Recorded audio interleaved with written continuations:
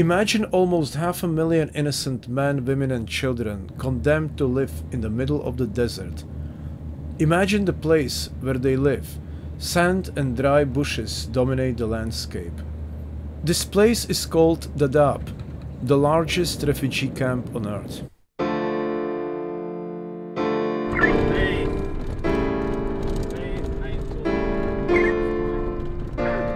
Camps are obviously overcrowded and there's a lack of services throughout because of the huge population. It has been a protracted emergency for 20 years. The last year we had an influx of 160,000 new arrivals. It's not slowing down, it's increasing.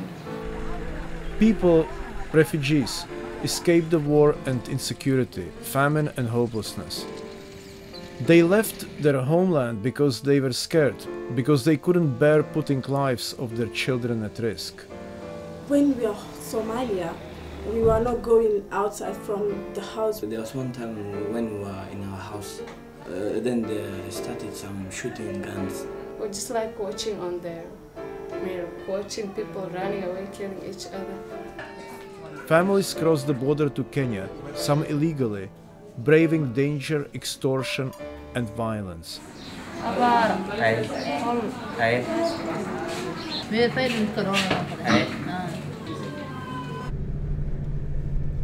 My first impression was, it was huge, it was an enormous place.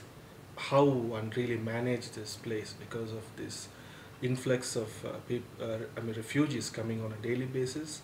What we saw was quite shocking. From the point of view of education as a human right, you can see right away that apart from the fact that they are not receiving enough basic services, their livelihood and the right to education is not necessarily being respected. Camps is always the same. I mean, because I look at the social conditions that people are living under. And I mean, it's appalling. There isn't anything like a good refugee camp.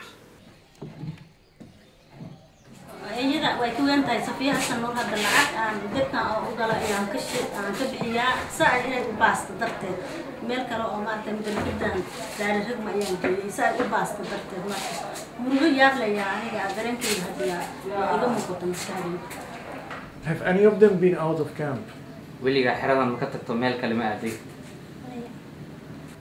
Do they dream about the world? Do they imagine the world?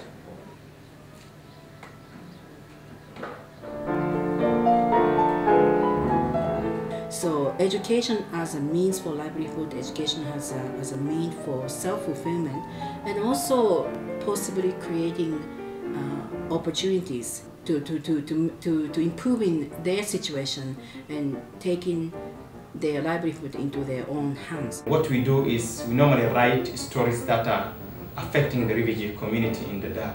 So when you see the kind of production we have made here in the camp, you will find most of the stories are issues that are negatively affecting or impacting the communities. So you will find many families all have lost a lot of hope in the resettlement. Education is not only about getting jobs, it's also about how one copes with their social, economic life and political situations. Yeah, to me, I can say to me, education is the backbone of the life of our lives. Once you are educated, then you will not be violent. You will always like things to be peaceful.